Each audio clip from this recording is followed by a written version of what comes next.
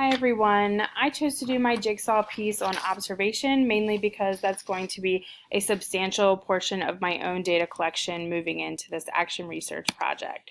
So I'm going to start off with the Mills text, and when Mills started talking about observations, he listed it as qualitative data, and he pointed out that this is a normal part of our teaching to observe this not verbal and nonverbal interactions between our students, and we just kind of automatically make those adjustments accordingly. It's a familiar form of data collection for most teachers, and it's convenient because it's not overly time consuming. Action research gives teachers systematic and rigorous ways to record and use this observational data. Mills classifies participant observation as when the researcher is a genuine participant in the activity being studied. And he lists two main reasons for this type of observation: to observe people, activities taking place, and the physical environment, and then also to engage in activities when appropriate and when it provides the researcher with useful information. I think that the second one is very important, and kind of my analogy that I use to remember that in my brain is when I'm working with my students on like a STEM unit or a STEM challenge, and how I have to engage in those conversations to really figure out what they're thinking and how they're thinking, and that helps me know formatively where I need to go with my instruction from there. So he separates this participant observation into three varying degrees, and the first is active participant observation. This is our day-to-day type of activity. It's teaching and observing, and then making those instruction adjustments accordingly. And it can be hard to document this a lot of times because you're just kind of storing it in that memory bank in your brain, but not necessarily writing it down. But recording this type of observation is absolutely necessary, especially when it comes to action research. The next kind is privileged observation. So Mills talks about how this is more like the teacher taking on the role of a teacher's aide, which means that the teacher or the researcher is not solely responsible for the teaching. Ideally, the researcher can float in and out of the roles of teacher, aide, and observer during this time. But the researcher is also able to take long moments to stand back and just watch. I think that's really the separation between privileged participant observation and active, because as an active participant, you are not able to take those long moments to stand back. In this type of observations, the researcher is observing students' interactions with peers and also what effect instructional strategies have on those interactions. It often requires teachers to give up time, and we know that with schedules that's not always the easiest thing to arrange, but it's definitely possible, and it's definitely an important piece when you're collecting data for an action research project. The third kind is passive participant observation, and the best analogy I can think of for this is a principal. When a principal comes in to do a teacher evaluation or any other type of observation, the students and teacher know not to engage with that observer, but rather just to go about what they're doing and let the researcher focus on only that data collection. The researcher has no teaching responsibilities in this scenario, and it's a rare occurrence, but it can give teachers a very fresh look at what's going on in their classrooms.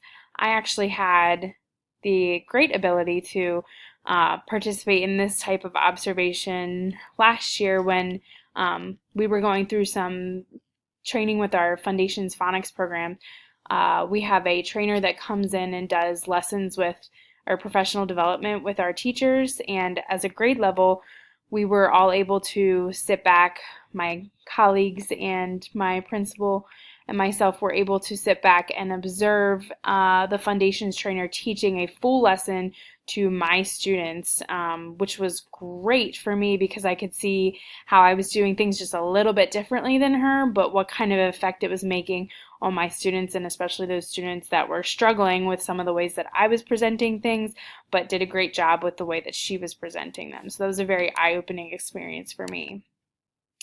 So our written records of these observations are referred to as field notes. Participant observers often use the anecdotal record format. These anecdotal records are taken in part of like a larger effort, which we often view as a portfolio. So it's important to keep in mind that these anecdotal records are like short stories, but they're also to remain very objective and very accurate. And I think that's where our ethical implications and the bias come into play with this type of data collection. And I think that's probably the most important piece to focus on. And I think for some teachers, and I'm thinking for myself, it's going to be the hardest. So some advice from Mills: observe and record everything that you can. Start with a more broad picture and let your focus naturally narrow towards an area. Be sure to use a format that works for you. It could be recording video, audio, writing everything down, writing down their verbatim conversations, or using maps and illustrations. Whatever works for you. It just has to be an format that you're going to be able to access easily and use easily.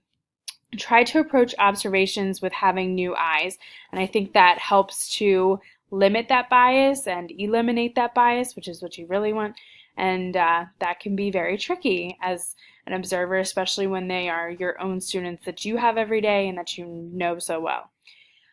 Mills says to look for the bumps, unexpected happenings, or unintended consequences. I think that's important because we don't often want to admit our own shortcomings as teachers, but those shortcomings are how we grow and change things for the better for our students. So then looking at the Mertler text and Mertler's ideas, his ideas were not as specific in the details of how observation happens specifically, but more detailed in the area of field notes and the area of ethics and how to remain, and he gives a lot of suggestion for how to eliminate that bias from your observation and your field notes. So he lists three kind of these varying degrees of observations. His 3 degrees were structured, semi-structured, and unstructured observations.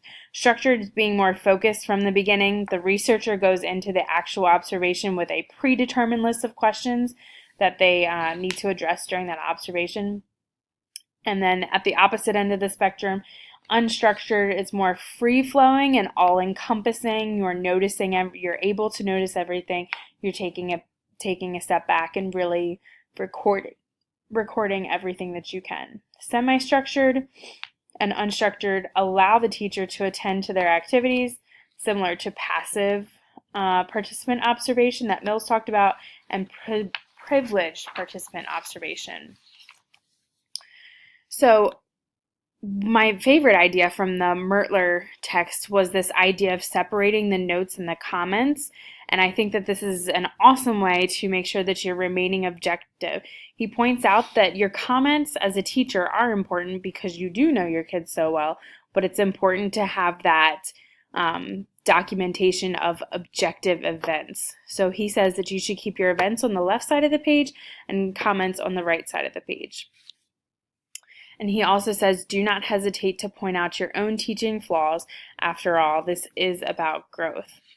So I thought that both texts had some really great ideas. I know for me moving forward, my biggest takeaway from this that I need to apply to my own data collection and action research is definitely the idea of remaining unbiased in the way that I collect my field notes, and that's definitely going to be my focus, and I plan on using Mertler's strategy for that because I noticed in my own practice when I do write down notes for guided reading or whatever, they're very, very, very biased, and it hasn't been a focus in the past, but it definitely needs to be for me in the future. So that's my biggest takeaway. I'm looking forward to learning about some other data collection methods and moving on with our action research. Thanks for watching.